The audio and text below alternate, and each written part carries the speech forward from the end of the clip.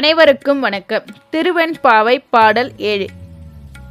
அன்னே இவையுஞ் சிலவோ பல அமரர் உன்னர் கரியான் ஒருவன் இளஞ்சீரான் சின்னங்கள் கேட்ப சிவனே நின்ற வாய் திறப்பாய் தென்னா என்னா முன்னன் தீசேர் மெழுகொப்பாய் என்னானை என்னரையன் இன்னமுதென்றெல்லமும் சொன்னோங்கேல் வெவ்வேறாய் இன்னன் துயிலுதியோ வன்னெஞ்சப் பேதையர் போல் வாளா கிடத்தியால் என்னே துயிலின் பரிசேலோர் எம்பாவாய். பொருள்: தாயினும் மேலான பெண்ணே, உனது சிறப்பு தன்மைகளில் இந்த தூக்கமும் ஒன்றோ?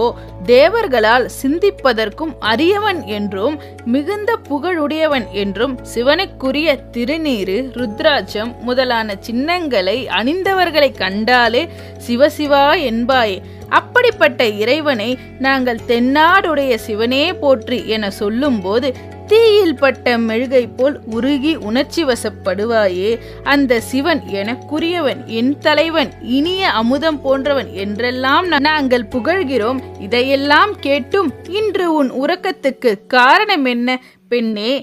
பெண்களின் நெஞ்சம் இறுகி போனதாக இருக்கக்கூடாது. ஆனால் நீயோ நாங்கள் இவ்வளவு தூரம் சொல்லியும் இன்னும் எழாமல் இருக்கிறாய். நாங்கள் புகழ்கிறோம். இதையெல்லாம் கேட்டும் இன்று உன் உறக்கத்துக்கு காரணம் என்ன பெண்ணே?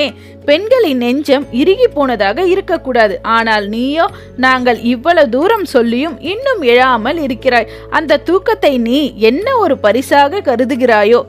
விளக்கம்: அதிகாலை வேளையில தூங்கவே கூடாது. நம் பணிகள் காலை 4:30க்கெல்லாம் துவங்கிவிட வேண்டுமாம். மார்கழியில பனி அடிக்கிறதே என்றெல்லாம் காரணம் சொல்லக்கூடாதாம்.